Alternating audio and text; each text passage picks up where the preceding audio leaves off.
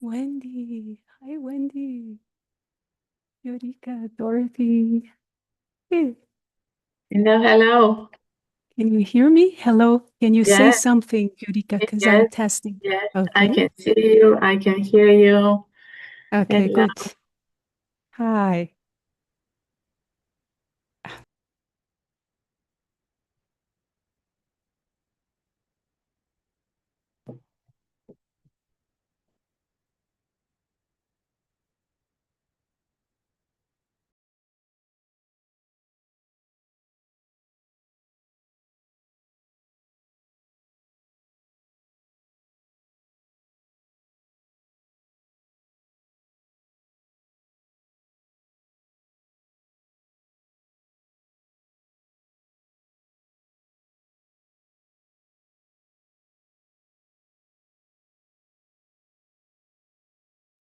What a wonderful surprise this meeting came up at the end of the week. Yes, it's a gift. I Indeed. feel like tomorrow will be Mother's Day in Ah, Brazil. So ah, just in time. just in time.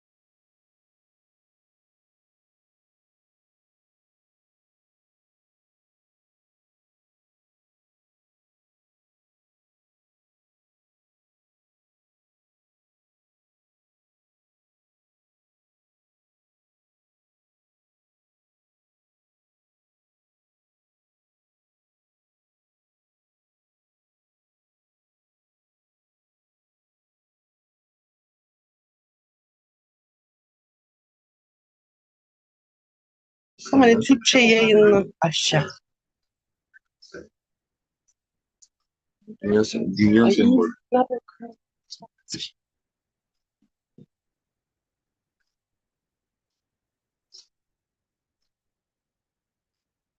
Girdim içerideyim. Benimki bu değil mi? Sevda olan. Aynen bu sensin abla. Dünya sembolü yok ama ya. Ne sembolü? Dünya sembolü diyor da ya şey yapacağız. Direkt ha. Heh. Sevgili dostlar, Ondan- Korece seçeneğini seçmeniz gerekiyor Türkçe için. Korece diyor. Korece Evet. seçmeniz gerekiyor. Burada sağ tarafta chat panelinde ben yazdım Türkçe çeviriyi nasıl açabileceğinizi. Ha, ona bakıyorum ama Basıyorum ama olmuyor. kayda bas. Nerede? Koreceymiş. Açtık mı? Tamam oldu şu an. Oldu mu? Hah, Evet, süper. evet. Oldu mu? Oldu geliyorum ben. Tamam. Ay çağırsınız gençler. Tamamdır. Derse giriyoruz. Seviyorum. İyi başarılı maçlar.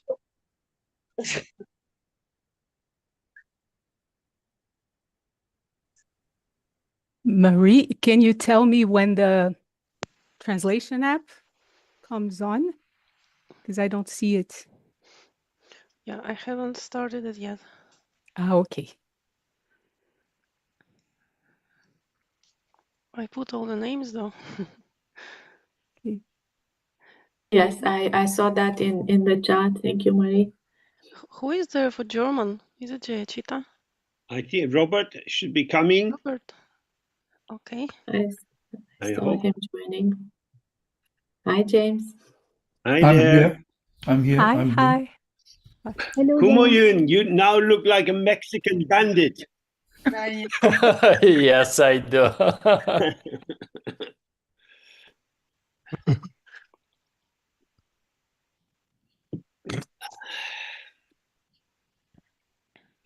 And Mada, you're translating for the Portuguese. Yes. Good. Yes, yes. Good, good, good.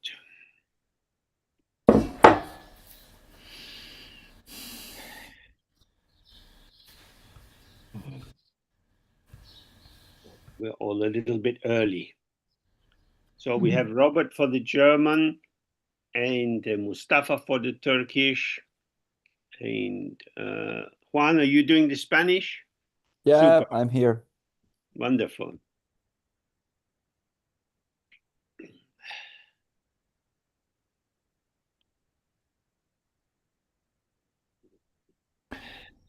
Should I switch on some recording or is it automatic?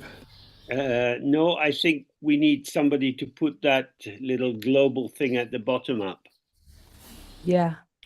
Is Pedro around in the background? Is he with us? Yeah, he Hi, he told James. me he would be. I'm here. Okay. Oh, there you I am are. too. Great. So when you're ready, if you put up the language thing. Marie is responsible for this today, but if Okay. she could give me the host feature, I could help her as well. Okay, that Should might be be fine, nice. I think. Yeah. Yeah. And to record the Portuguese version of the translation, Pedro, if you Oh, could yeah. do that, it would be great. Please, Marie, give all translators and also James the co-host feature so they can manage. And Mada, you could record while translating as well. Okay. Yeah, I'm already recording the Spanish channel once it is set on. I don't see the recording feature on my channel here. Yeah, me It's at neither. the bottom to the I right. think it's the No. three little Record. buttons. Yeah. Yeah. So once Oh James. yeah, no. The one with 3 dots. Yeah, I Yeah. found it.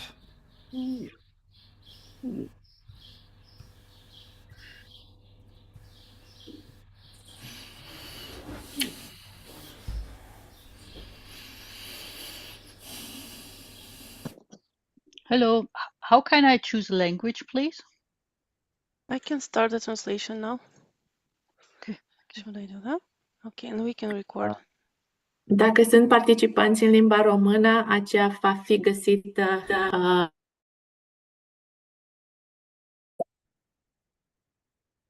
Okay,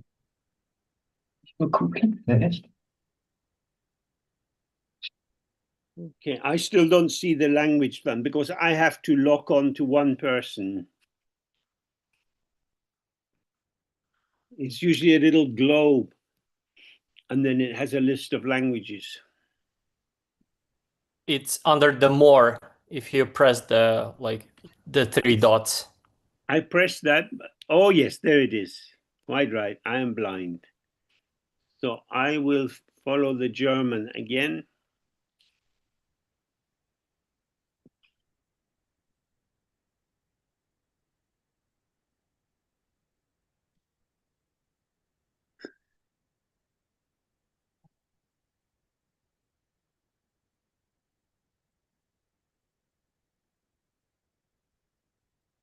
Marie, we all should record locally on our computer, not on the cloud. Otherwise, there'll be some issue stuff.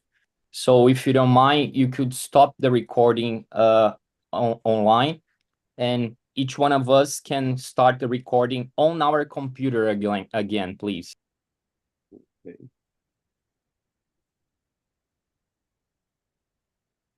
The recording button is going big, small on the red disk. Now it's right. Now it's right. Not the cloud icon, but this big, small red and white. Okay, so we can start. So, dear Dharma friends, we are here for a little bit of time together.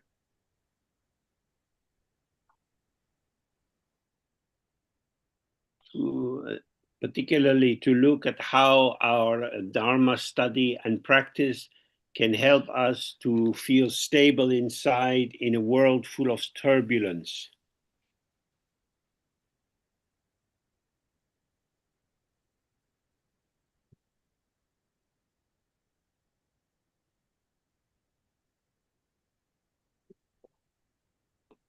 And if we are able to manifest a calm presence in the world, that can perhaps help other people to hold back from a kind of upset reactivity.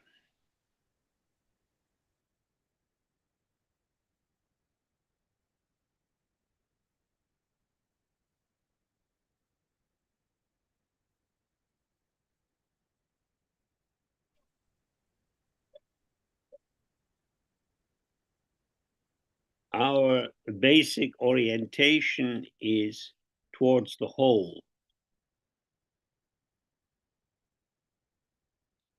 We think, may all sentient beings be happy.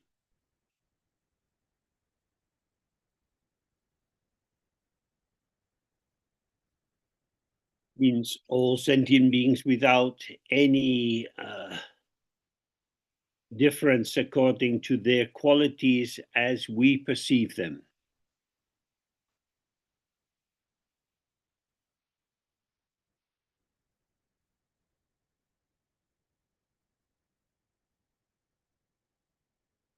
That is to say, as far as possible, we have to have a position which is not located anywhere.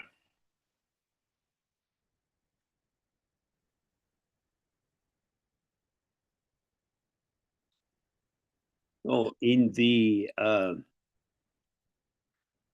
Mahayana tradition, the definition of nirvana or liberation is the nirvana or peace which does not rest anywhere.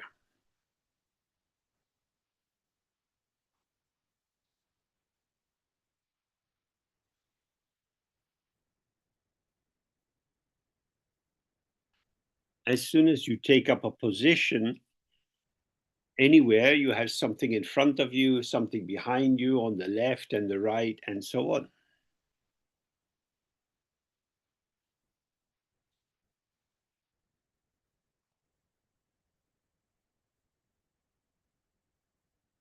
If you have a definitive positioning, then you will have, you will experience the factors in the field, all else which is occurring, as influencing how safe you are in your position.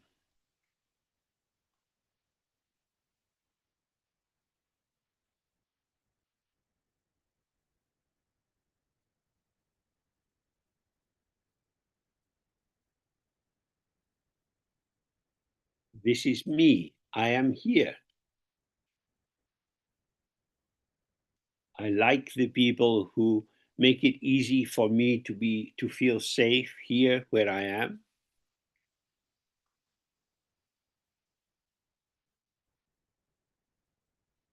And I'm anxious and fearful about the people who don't want me to be safely here.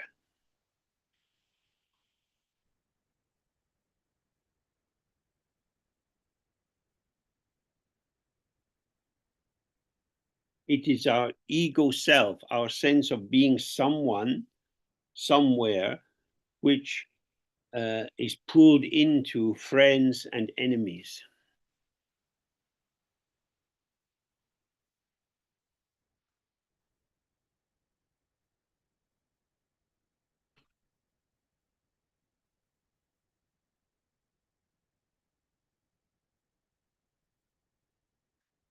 Now, clearly, when we look around the world, we see many different items, different kinds of trees, bushes, motor cars, people.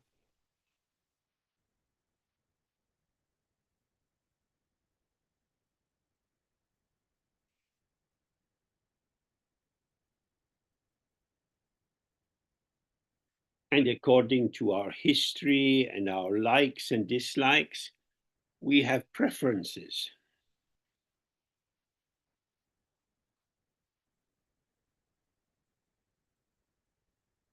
We like some forms more than others.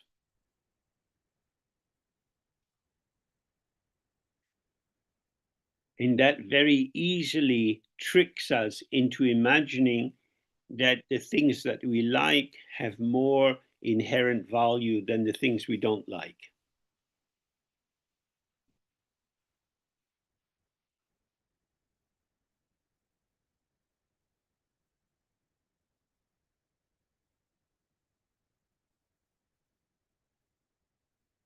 So we want to protect what we have and get rid of what we don't like, what might be undermining what we have.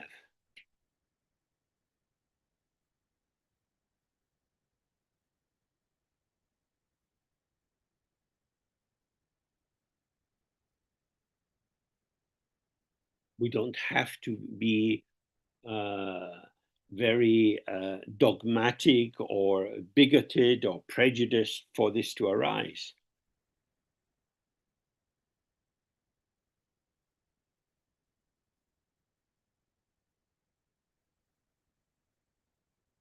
It's the simple structural issue that as long as I am this person,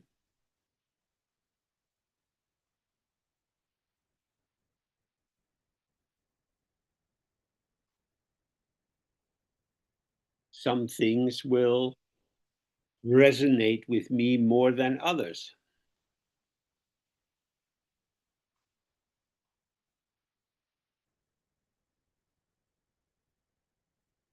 Some people never wear red clothes. Other people like to wear red clothes all the time.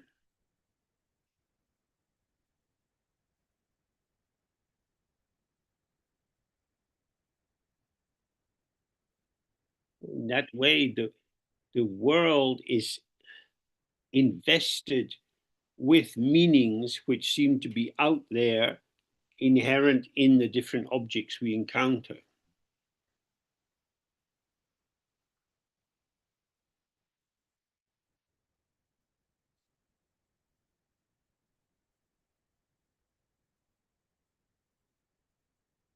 These people make me feel safe. They are my friends. These people make me feel unsafe. They are my enemies.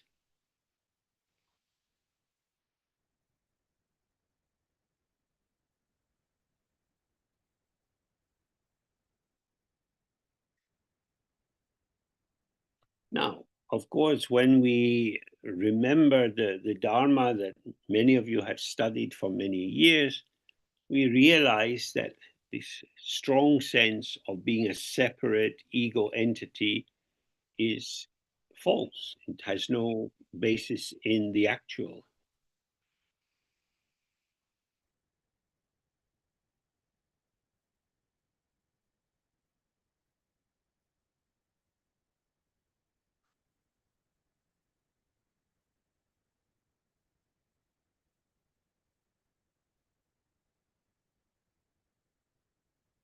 I believe that I am living in this world, which is outside me.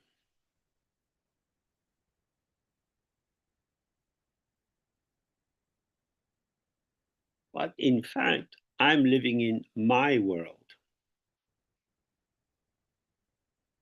I'm living in the world which arises to me already coming into formation with my beliefs, desires, hatreds, and prejudices.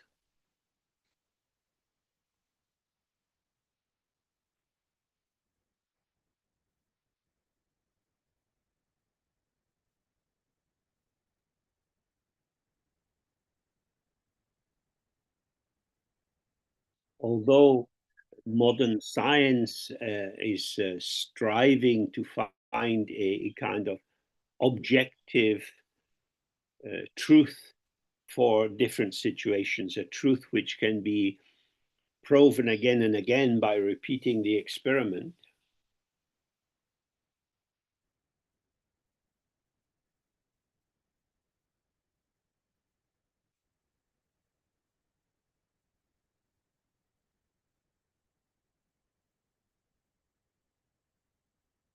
The frame within which this scientific research is going on is not free of subjectivity.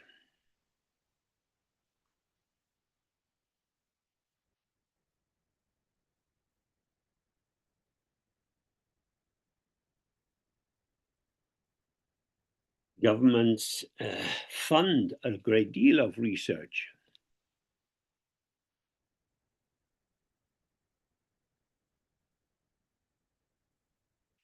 And now we see that drones are becoming an important part of warfare.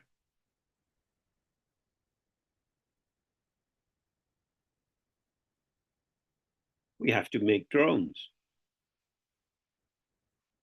because the tanks that we built before are vulnerable to attack by drones which cost 1,000th of the price of the tank.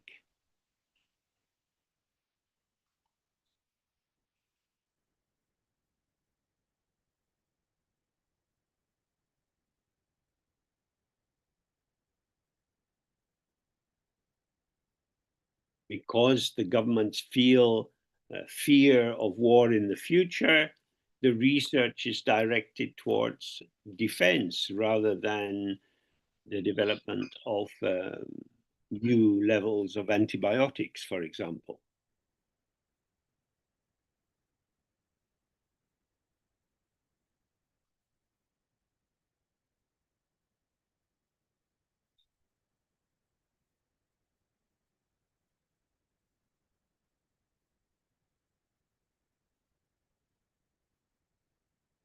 As long as self, myself, my body, seems to be irreducibly different from all the other beings in the world, their bodies, their likes, their dislikes, as long as this difference seems fundamental and definitive, then I will always have a biased or prejudiced view.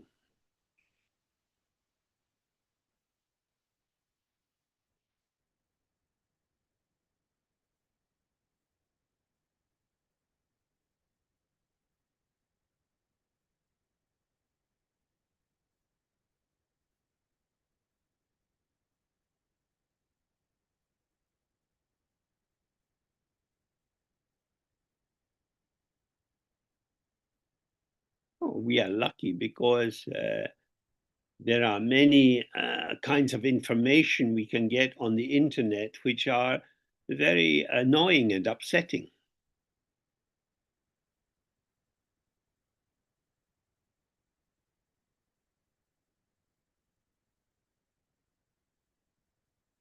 I might believe that I am a very balanced person.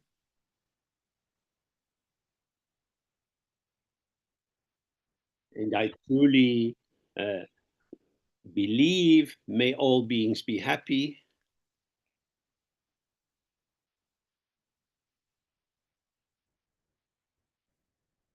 But when I hear something from these news feeds which I disagree with,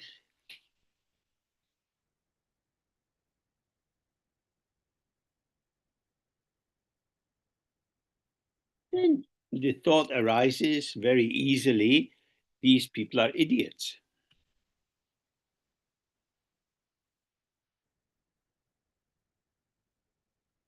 And I'm not so happy with them. May they be happy, but please don't have them happy as idiots. I'd like them to be less idiotic and then have more happiness.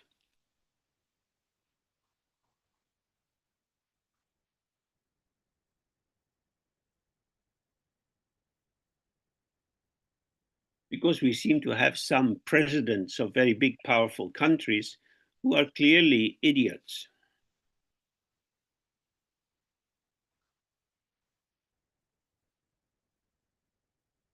And because they are powerful, everyone around is pretending that they are normal and rational when they are clearly not at all balanced.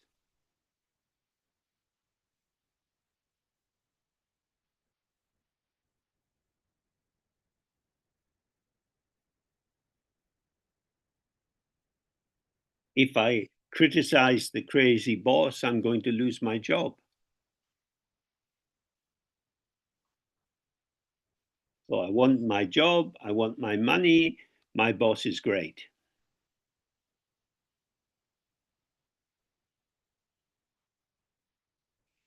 We have to observe ourselves and observe the compromises we make in order to maintain the continuity of our ordinary sense of self.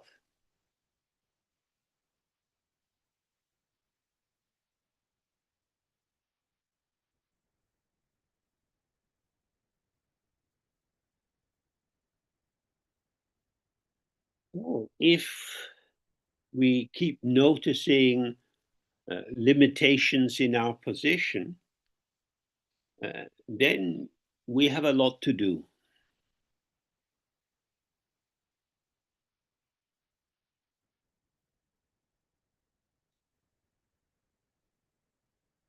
I have to correct myself, improve myself, change myself.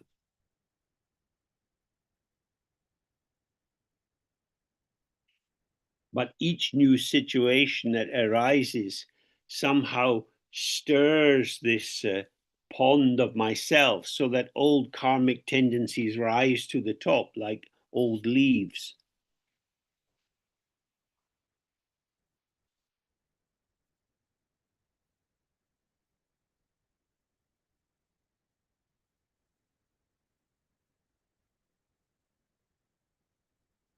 Then we see, oh, there is no end to this work.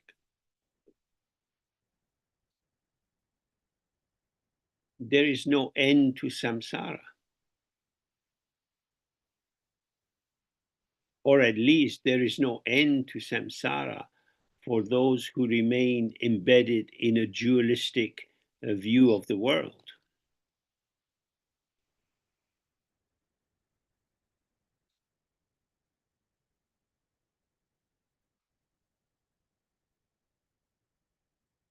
Oh, normally we say 1, 2, 3, 4.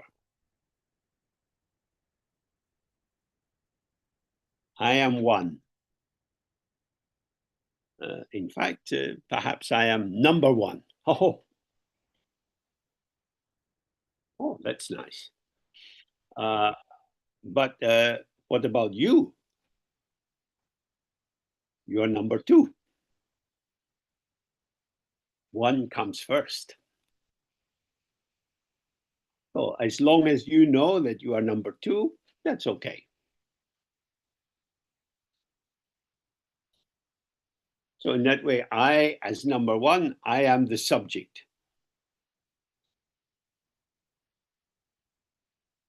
And you, as number 2, are the object. Let me tell you who you are.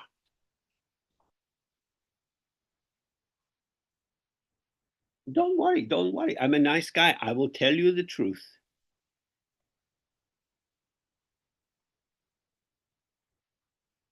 You have some work to do before you get to my stage.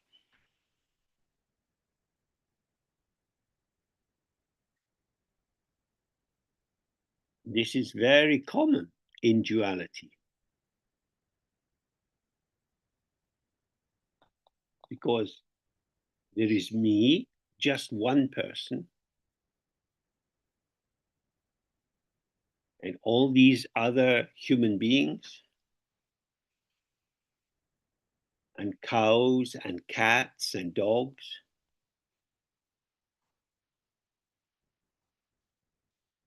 Where do I stand in relation to them?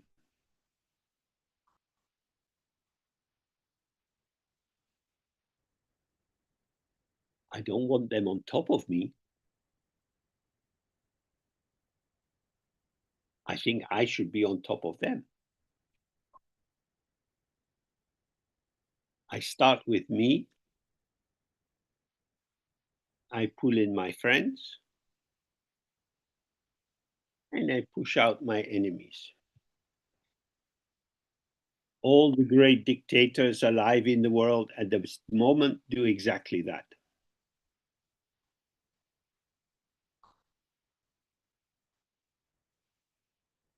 This is a complex structure. Duality is delusion. Non-duality is illusion.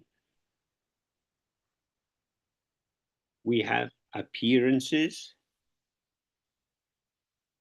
which looks like something real. This car is blue, that car is red.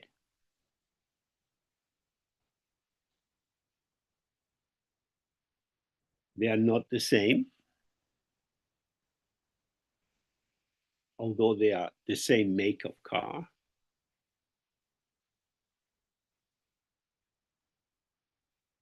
The color is on the outside of the car.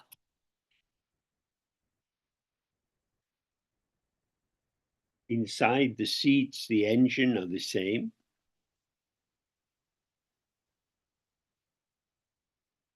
But I want the red car. As if the redness of the car was its most important feature.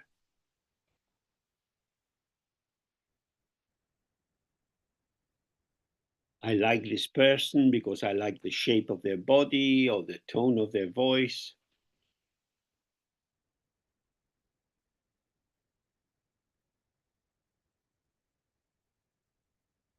So when there is self and other,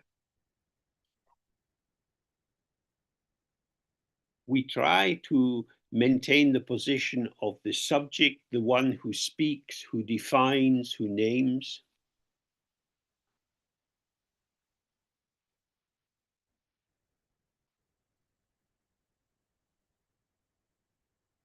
And as far as possible, we want to avoid being the object, the one who is named and defined by someone else.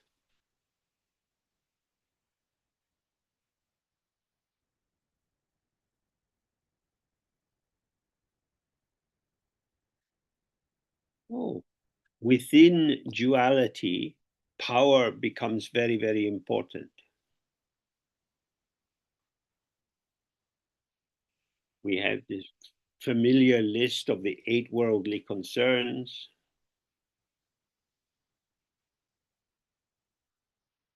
gain and loss, pain and pleasure, being successful, not being successful.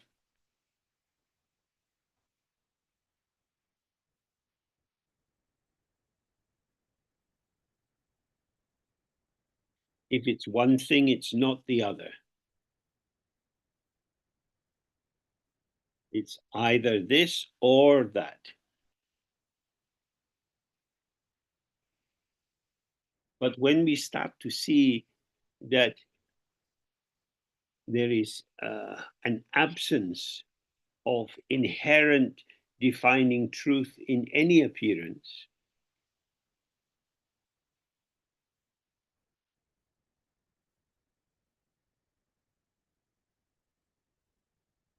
that our definitions of what is there are put by us onto the world.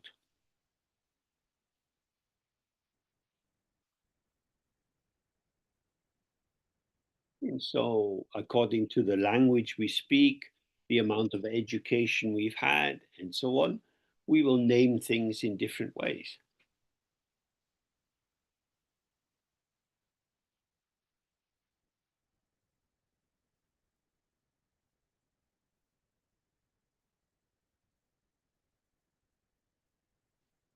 And if we have enough power inside duality,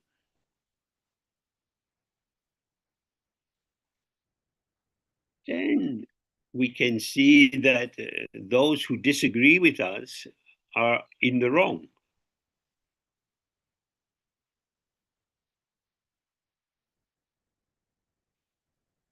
Because I speak the truth. And if you disagree with me, you speak lies. Because truth, if we express it powerfully, seems to be different from an opinion.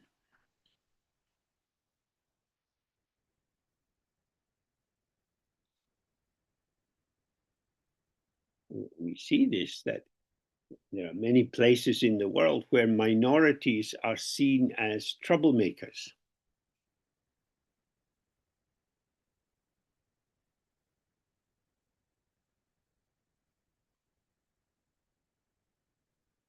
That the totalizing, totalitarian government wants to establish the normal.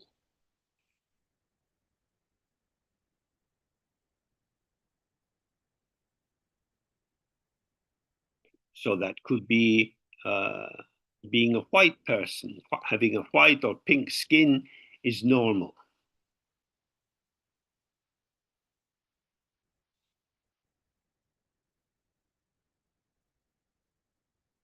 And therefore, brown skin or black skin is not normal.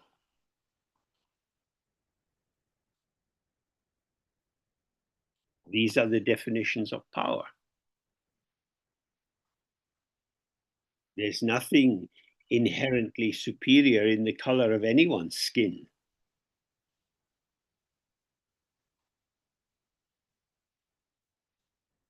But power allows us to use any of these manifest criteria as a basis for a final judgment.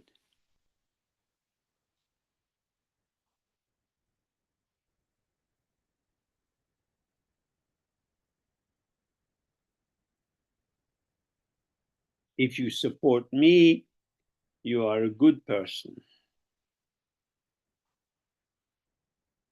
If you're against me, you're a terrorist. And we can arrest you, put you in a dark prison, torture you. No one will know where you are. This happens in many, many countries. Because I, the subject, define the object. Now, when we apply our Dharma understanding to this, we can see the foolishness of this dualistic position.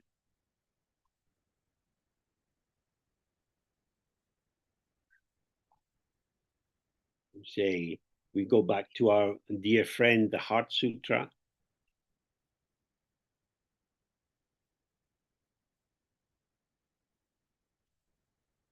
Form is emptiness, emptiness is form.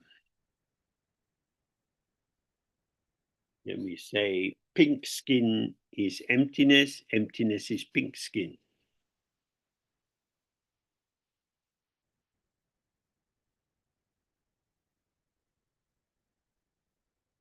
Brown skin is emptiness, emptiness is brown skin.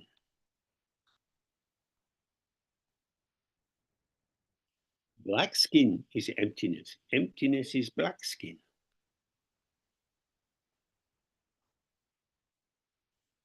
Emptiness is the clear essence of everything revealed through an awareness which is free of the division of subject and object.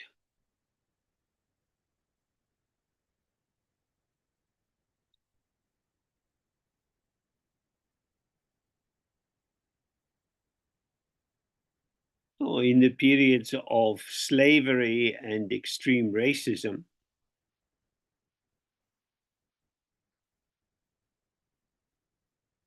white people, the slavers, insisted that white people were inherently superior to black people.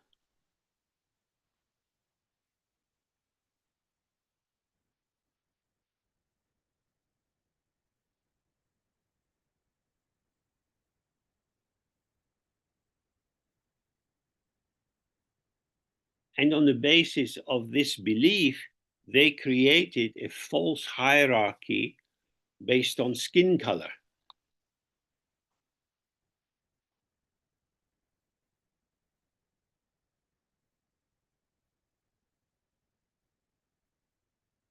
Any quality could be made the basis for hierarchical differentiation.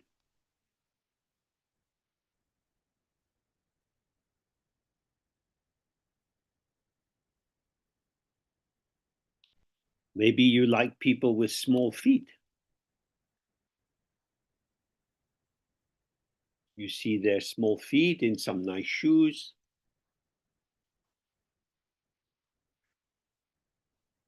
Oh, small feet are better than big feet.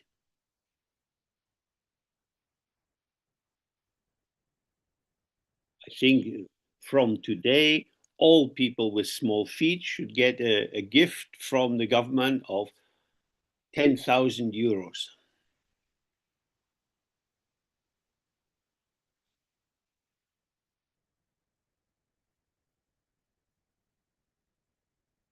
For too long, we have lived in the confusion that big feet and small feet are the same.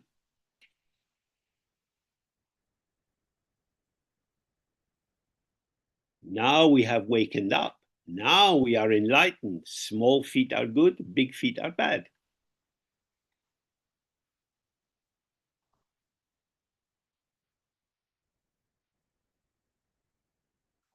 This is called relative truth or conventional truth.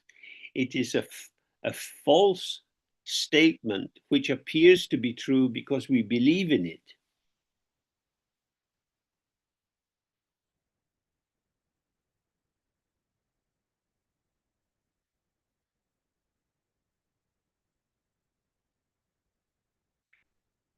And the power of belief is very strong.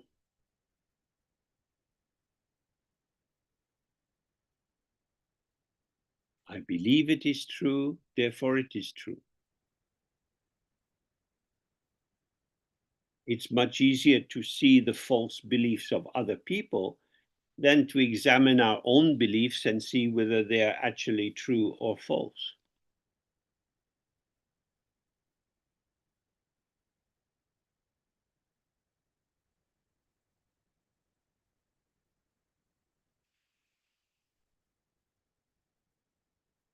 Oh, for us as people who would like to follow the Buddha's path,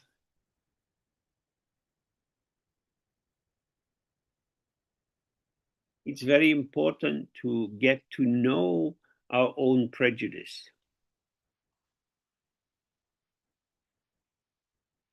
Some of our prejudice is very difficult to recognize because it's established in our language, in our culture. We learned about it by hearing our parents talking, hearing the teachers talking at school.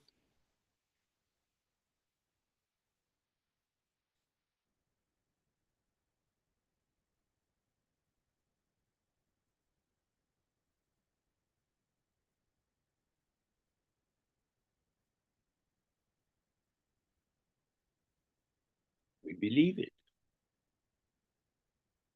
Many people in Britain believe that so-called Great Britain is superior to the other countries in Europe.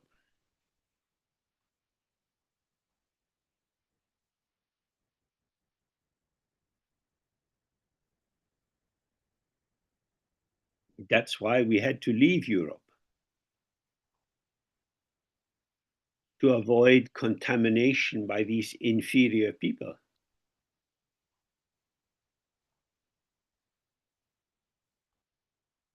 And now we have this separation. We realize the European countries have become stronger in their economies, and our dear Great Britain becomes weaker, and we become poorer.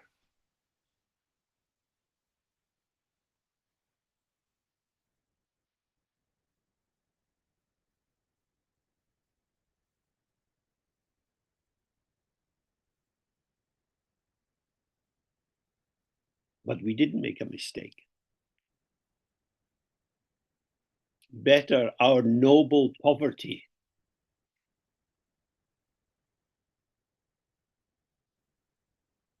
the dignity of poverty, which is true to its own values.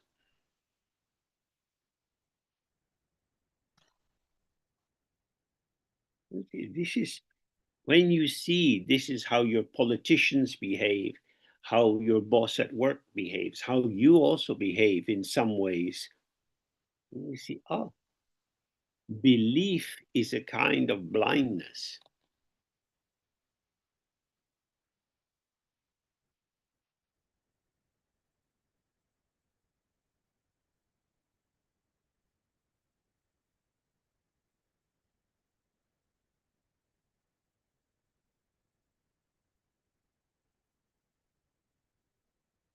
From the point of view of Dharma, believing is a poor substitute for seeing.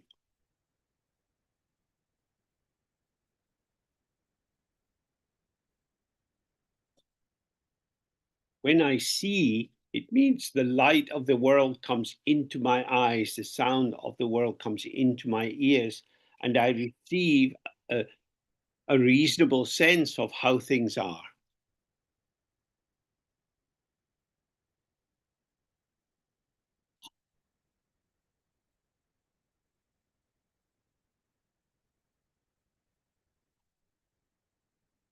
Whereas without any attention to what is out there, I can believe when I'm wrapped inside myself that the world is as I believe it to be.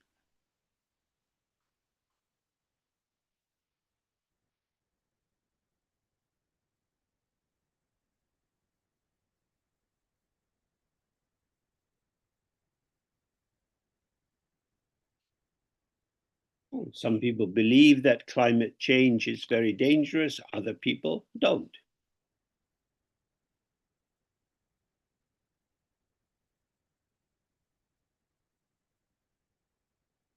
Some people believe that getting the vaccine against COVID was a wonderful medical breakthrough, and other people saw it as a way to put more poison in the body.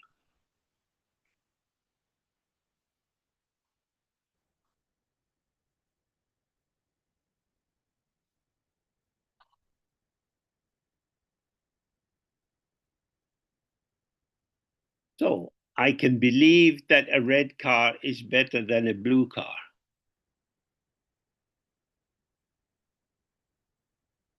But when I see red car is not different from emptiness, emptiness is not different from red car,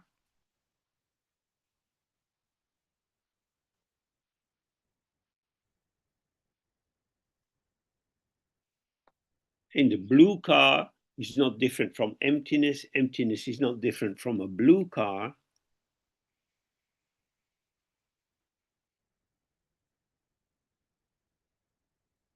Then these cars are equal in their emptiness of inherent existence.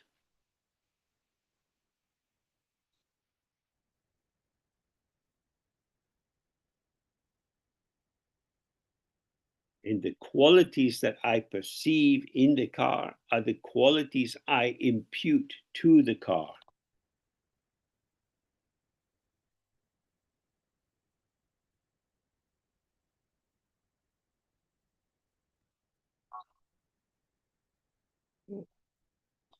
So emptiness is the corrective to the delusion that objects have a real separate existence.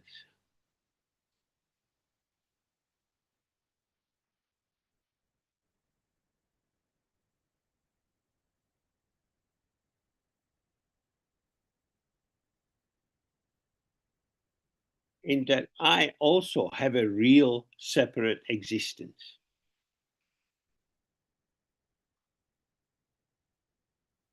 We are a few people gathered together to look at this issue.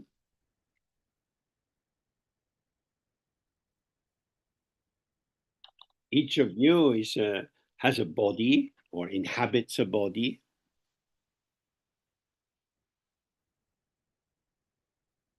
You have a voice. You have a mind. The body is always moving,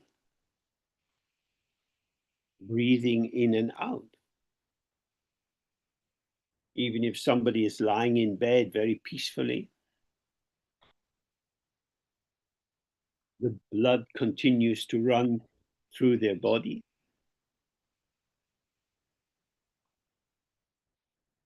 There is a huge amount of activity in the brain, in the heart, in the liver.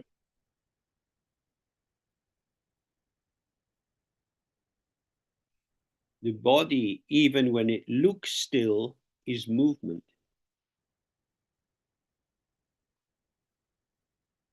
Our voice is movement. The air coming up through the windpipe is altered by this tension in the voice box.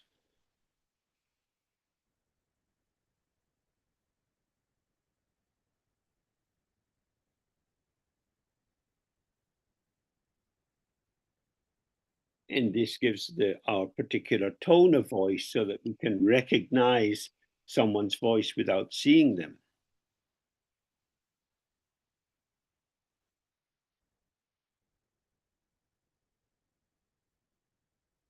What we recognize is patterns of sound arising and dissolving.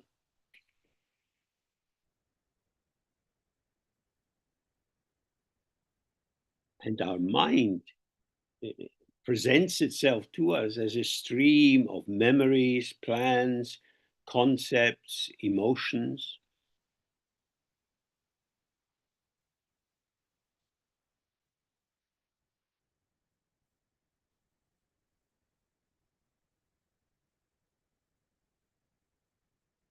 I am the flow of experience. You experience me according to your pattern of interpretation.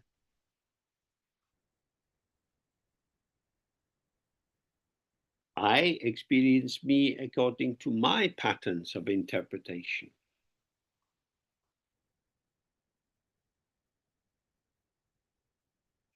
And of course, how I am for myself or what I am for myself depends on the interaction of many factors.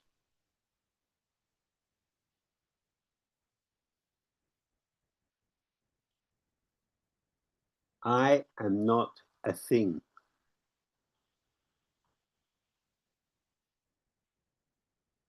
This is something we have to investigate again and again and again.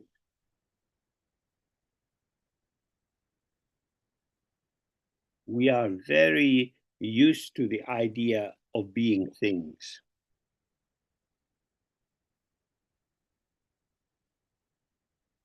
So when I was young and playing with children from England, for example,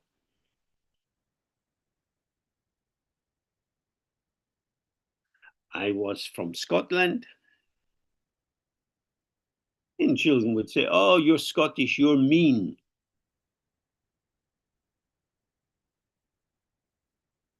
Because that's a prejudicial view about Scottish people.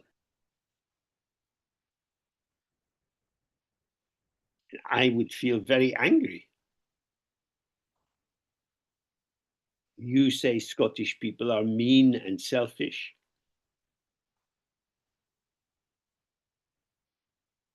I am a Scottish person.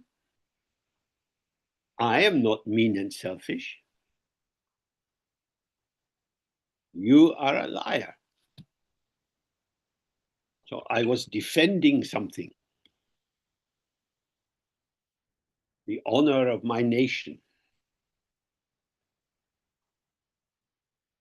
a somewhat wet, cold country.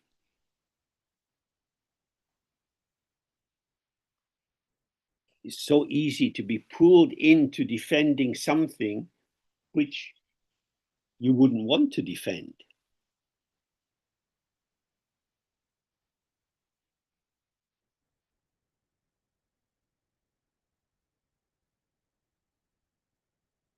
But they said that about me. And that's wrong. So then you can fight and fight and fight. And everywhere in the world, we see people fighting to resist being defined by someone else.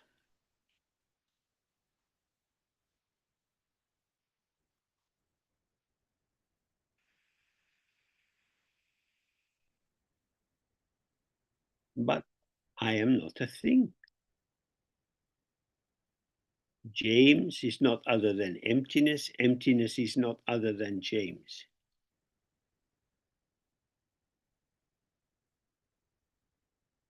James in samsara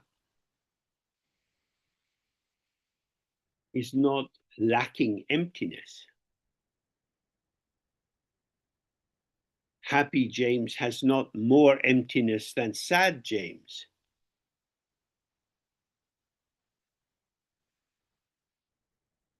At all times, in all situations, emptiness is the actuality, the truth of how James is.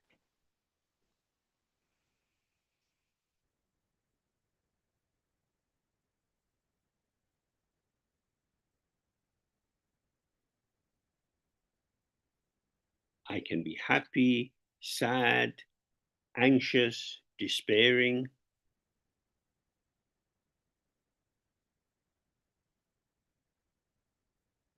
Now, you might think, oh, James is not having much benefit from Dharma.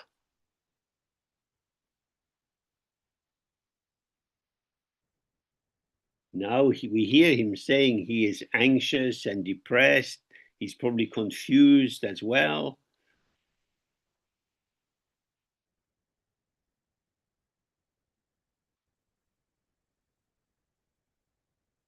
He should look at the Buddha. The Buddha sitting there, never moving, not filled with any of this turbulence.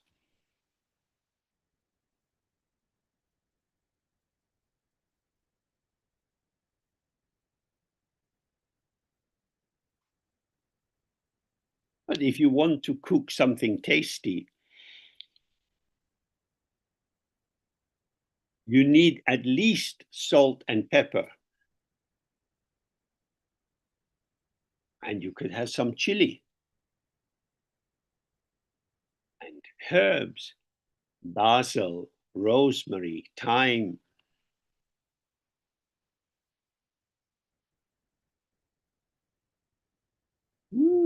So many flavors, how delicious. So sometimes we cook James with anxiety. Tasty. Because usually we have depressed James who's worried about problems and so on.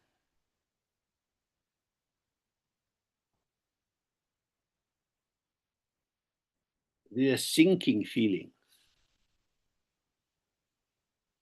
But now he's anxious. This is a vibrating feeling.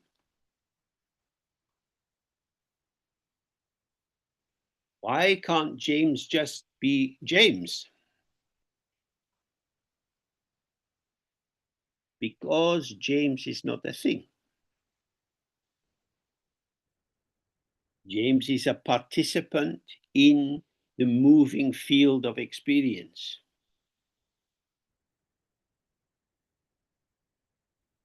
I am touched by events. I feel happy, I feel sad.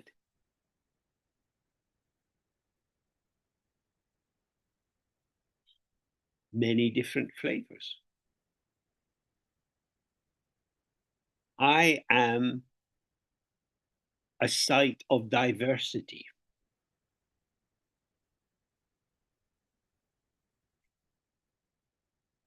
How I am is arising due to the situation, or not due to, but is arising with the potential of the situation.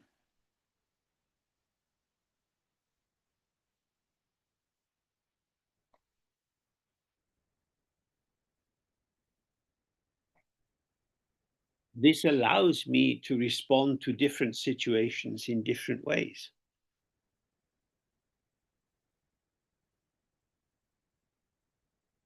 I am a potential which can manifest happy, sad, energetic, exhausted, and so on.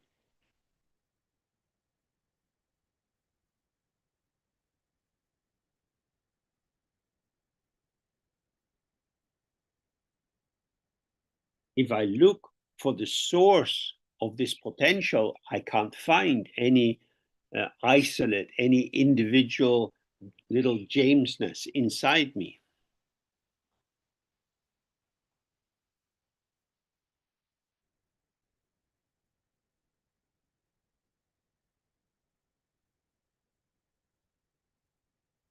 There is an ungraspable essence or heart to James.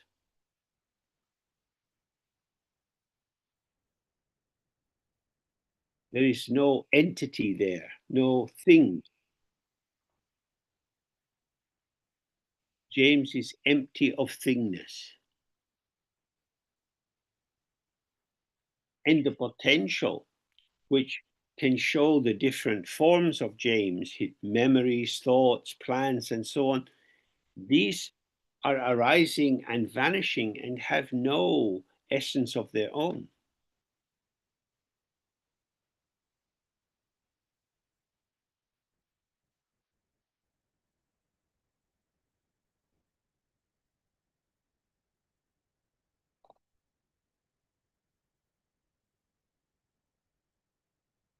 And so when I manifest into the world, when I'm going to be with other people,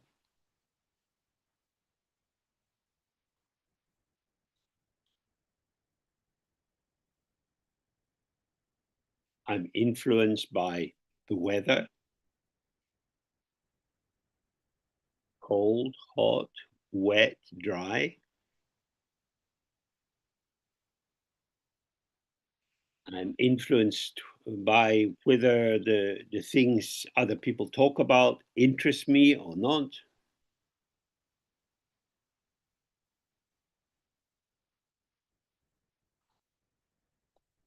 Due to the pattern of circumstances, I manifest with the patterns of my potential.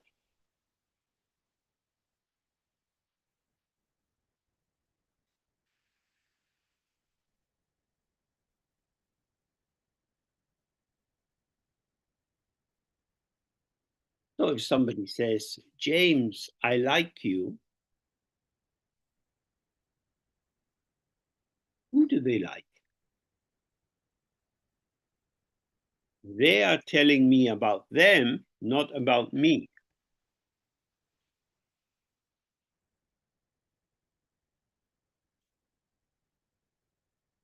The James that they like is James for them.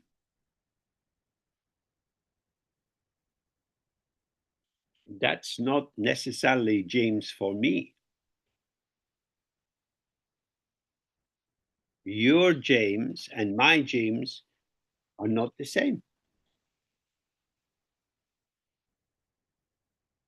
And your James will change with circumstances. And my James changes with other circumstances. So James is a mode of participation, an energy of participation.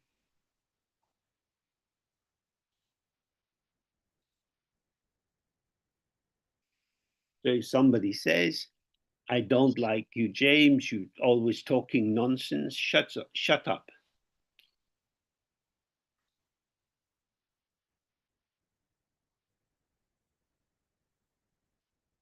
I can protect myself,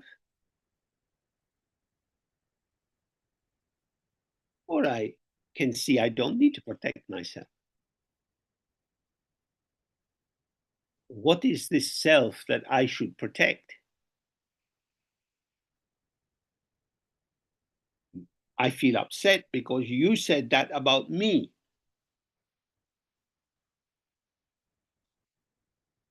But you cannot see me.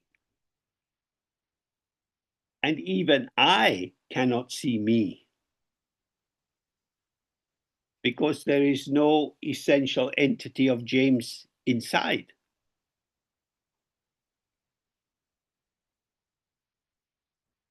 What you can see is this moment of the theater of James.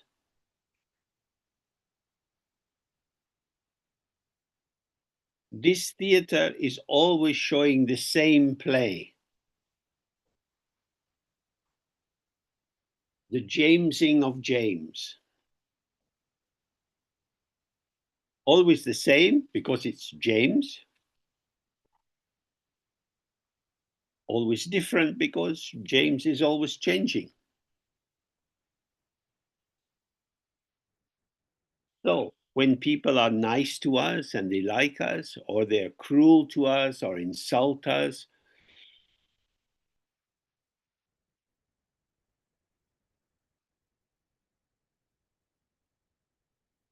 when we get hurt, it's because of our own foolishness.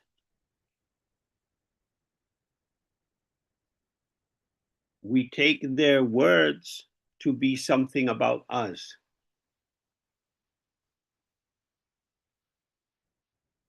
And so we want to say, I'm not really like that.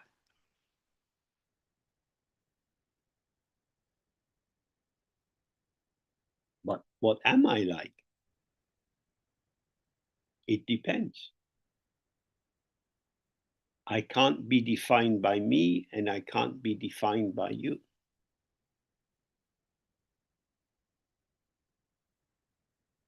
All that we can define is that the name James can be put at this old man.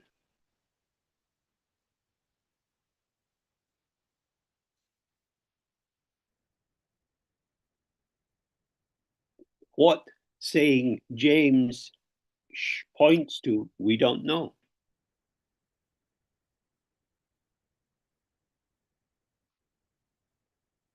Because James is empty of Jamesness.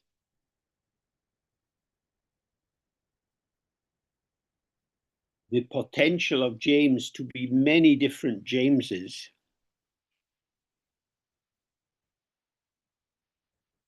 is not other than the emptiness of James. If I had a fixed, real identity, my capacity for being in the world with others would be very limited.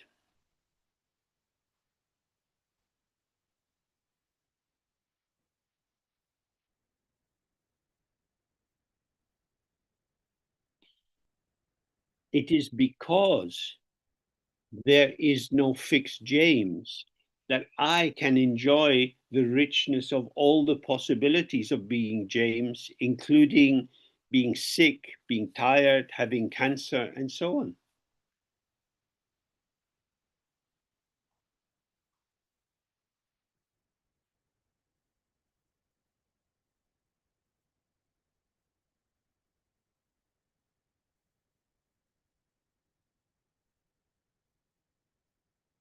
Because every stage of having cancer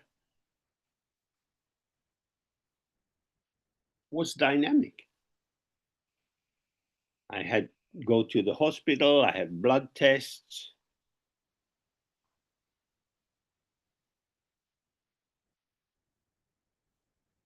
Put this needle in my arm, take some blood into the syringe and take that to the laboratory.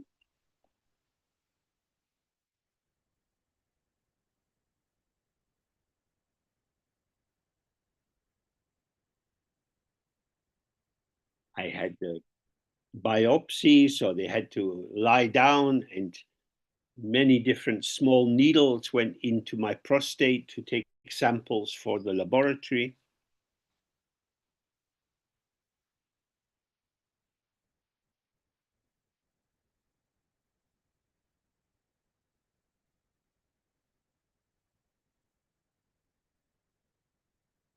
So I can say, this happened to me. And that formulation of the events gives it a kind of solidity.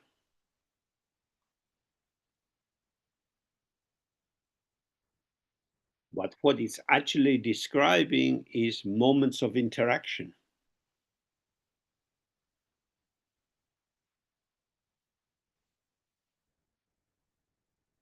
This, and then this, and then this, and then this. Some things are painful, some things are pleasurable.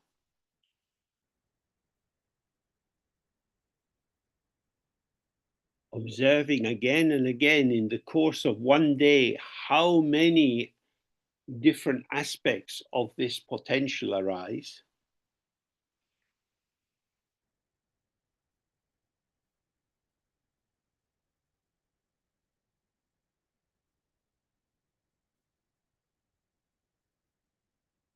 And none of it could be distilled into a true essence.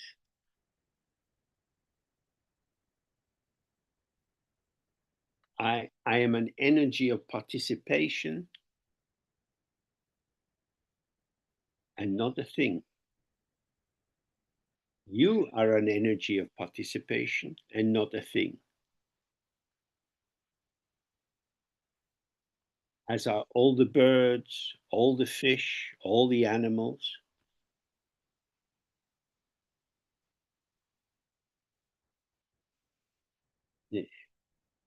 The animal arises according to the situation.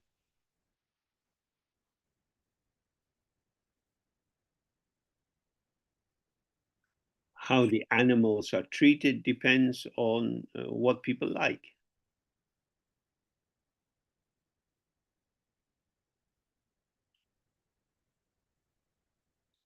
Due to causes and conditions, different definitions are applied.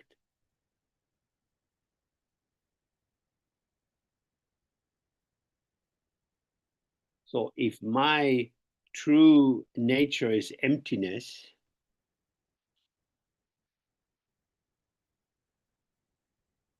what will improve this emptiness? Emptiness is my freedom from being imprisoned in a narrow definition of myself.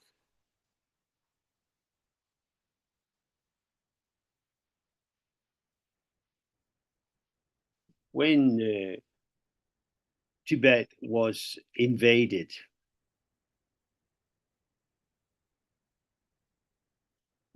many monks couldn't escape to India, And so they were caught and put in prison and treated very harshly.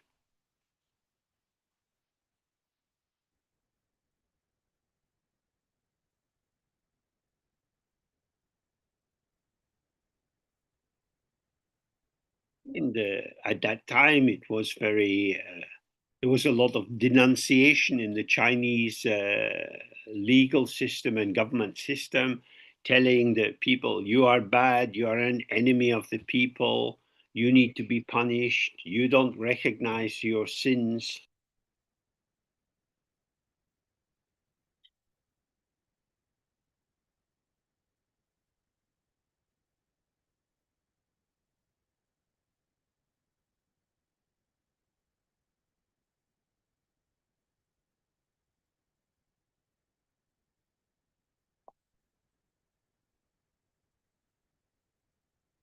Who were they talking to? A monk. If the monk were good meditators, they are familiar with the practice, all sound is sound and emptiness.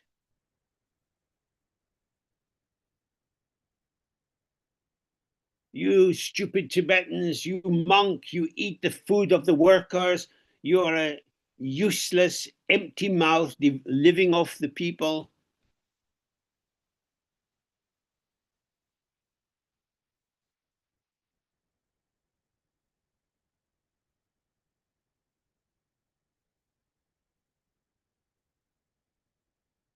Oh, if the person's meditation was not very good, they would think, I'm not like that. I'm a monk. I'm a good person.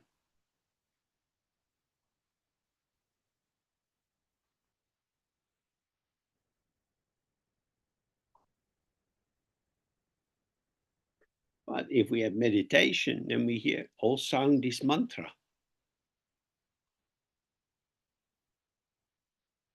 And so this person attacking me is shouting mantras at me.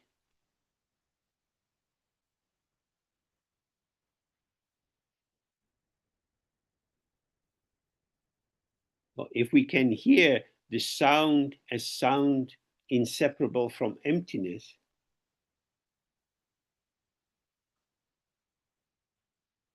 it has no power to catch us. It would be like being bitten by a tiger with no teeth.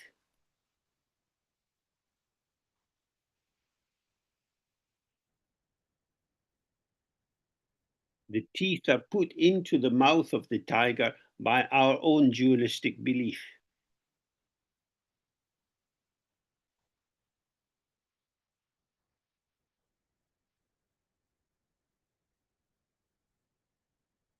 So whether we are happy or sad, healthy or sick, in all situations, to live in the presence of the view of non-duality is our great protection and support.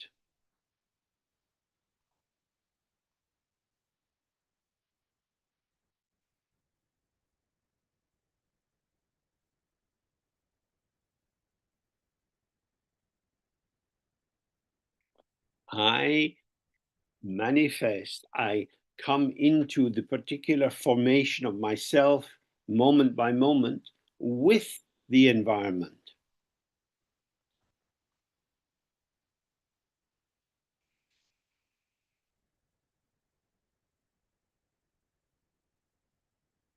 So if you like, the potential of the situation and the potential of my Jamesness, all the different factors of James,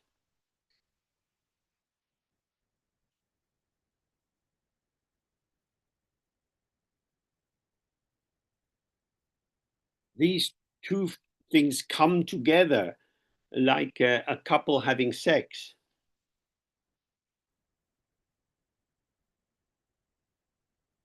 And this gives rise to the instant baby of how I am in the next moment.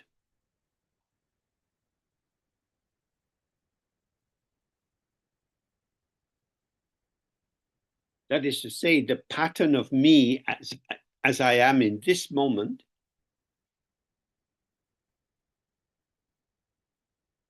arises from the meeting of the potential of the situation and the potential of how I am with it.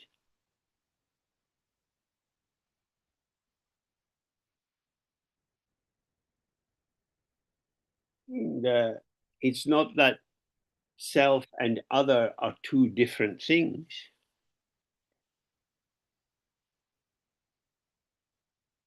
But nor are they the same. It's like two people dancing. They are both wanting to dance. They're going to dance in a way that has some choreography.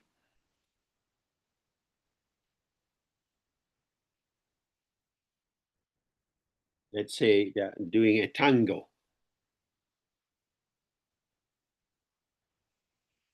That will be affected by whether you like the tune,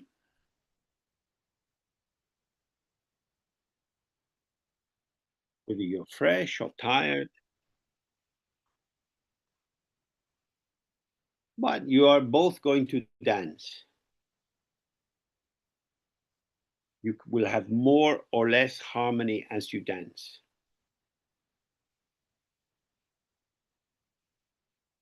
But you're still in it together.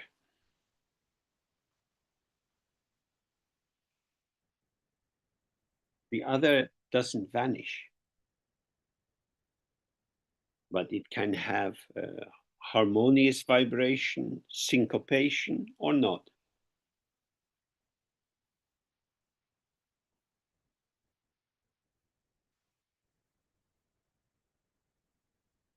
Me with you, with, together. In the Tibetan language, they have a lot of terms for this, including Shenchi Chepa, born together or arising together.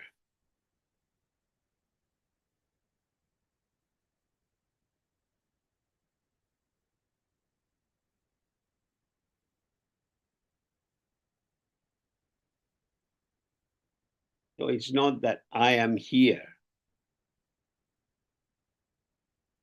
and then I say something, but I am with you, even though I can't see all your faces because I'm focusing on the big screen.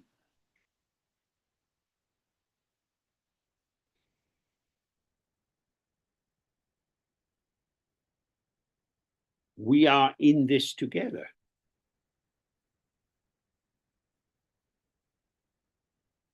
This is co-emergence. That is to say, my talking and the translators translating and the other people listening, this is three streams flowing together.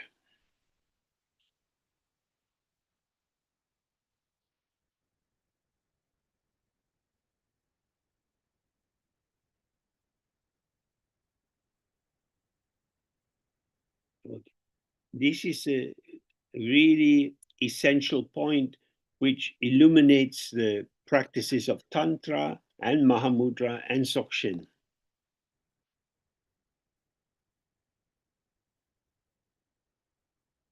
It's not that we have to bring subject and object together,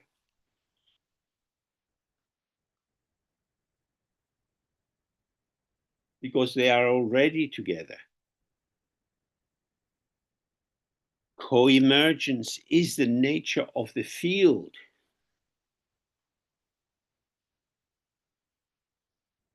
So our main practice is to relax into the openness of the field, and then we see how what we take to be subject, I, me, myself, and what we take to be object, you, actually arise together from the same empty ground.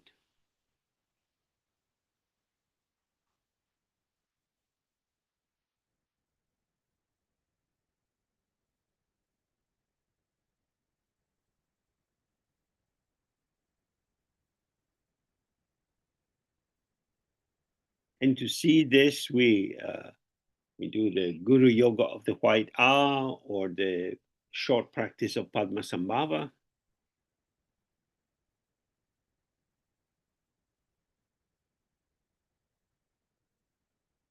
And then in every situation, we see together, together, together.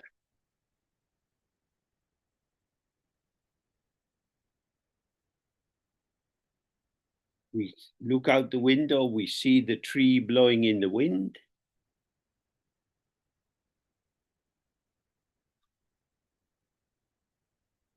I am looking at the object. No, it's not about me, it's about the tree. But it's about the tree that I see. So I take off my reading glasses in order to see the tree more clearly.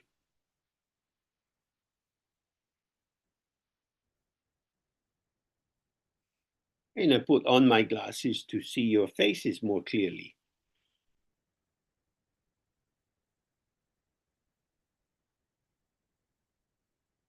I see you means my focus is on you, but I see you. I see you is together, subject and object, born together.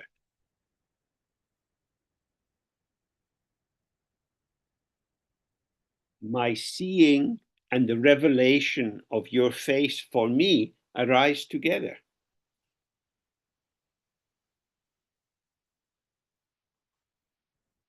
Not one thing looking at another.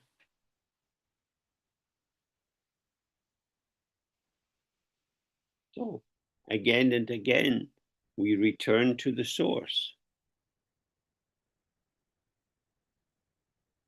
From the source arises the potential for manifestation.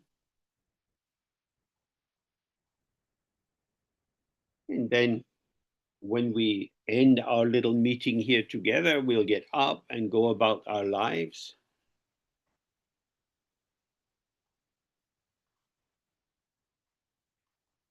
And you will always be somewhere. You have your body in its seating formation. And when you stand up, you have a different access to your embodiment. And if you go out, if you're going upstairs, that's one set of movements. If you're going downstairs, that's another set of movements.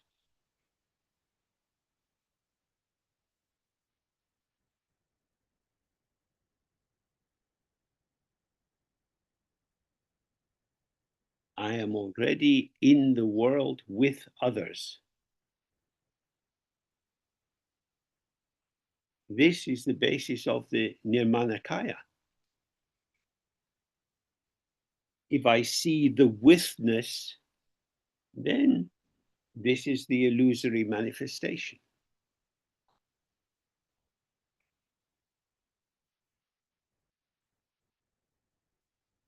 So these are the basic things I wanted to remind you of today.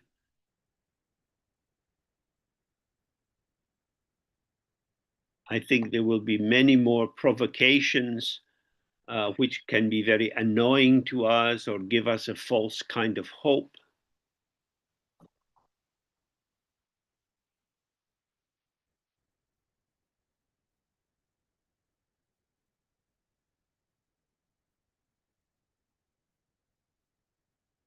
So we have to observe the flow of our experience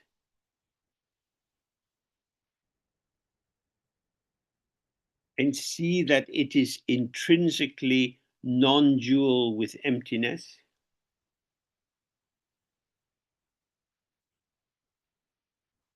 And yet, if we get caught up in dualistic consciousness and naming and defining, it is as if we exist as a real isolate, a separated formation.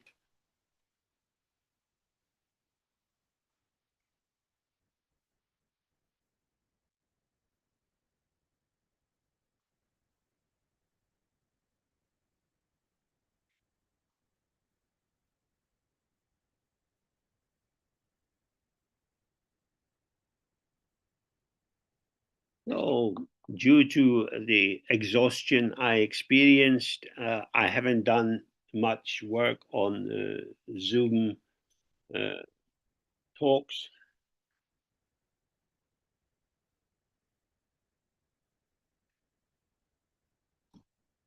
I'm doing what I can in terms of getting exercise and so on.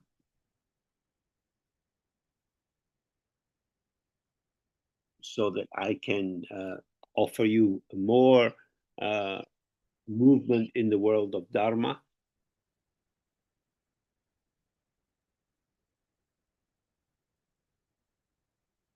But it always depends.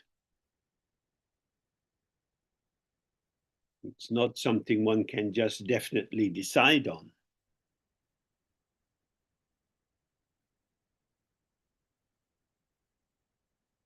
It depends. I am not omnipotent. I'm not in charge of everything.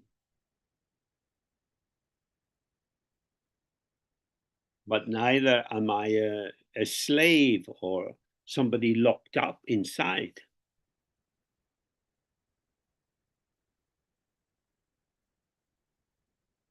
We work with circumstances. Being as close to the unique specificity of each moment.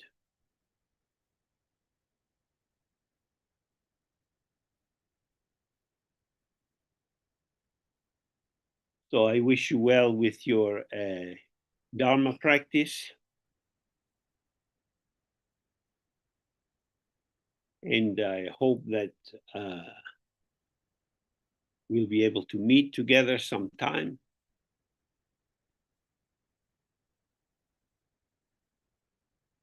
But even if that is not possible, we are always connected in the pure source.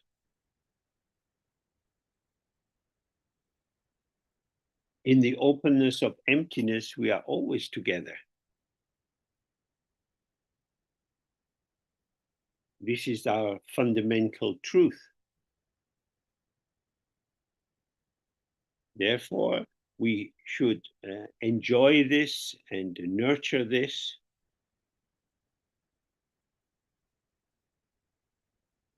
And not go under the power of defining other people as other.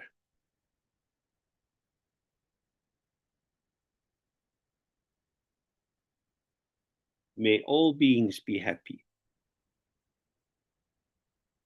All. That's enough. So now we come to our end. I would like to thank the translators.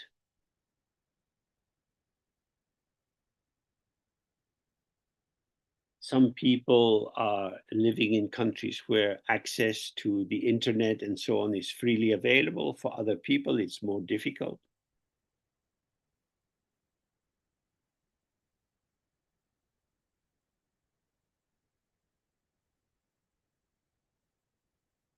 As a Sangha, I'm very impressed by how warm and friendly people are in their participation.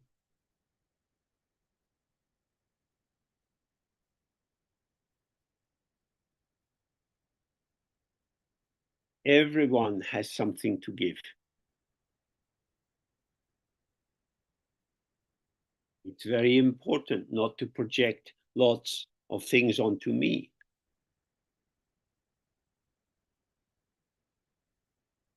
We all have body, voice, and mind. We all know some Dharma. Even a very basic idea like impermanence is enormously important in times like these.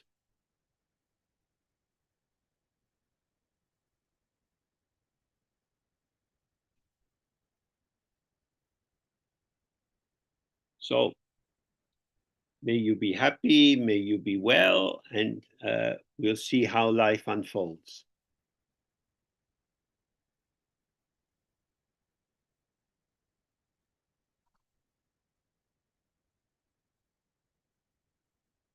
So, dear beings, may we find more time to be together, and I wish you all the best.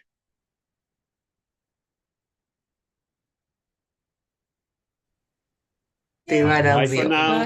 Bye. Thank you, James. James. Thank you, James. Thank you. Everything. Bye, everyone. Pedro, Milton. Love you.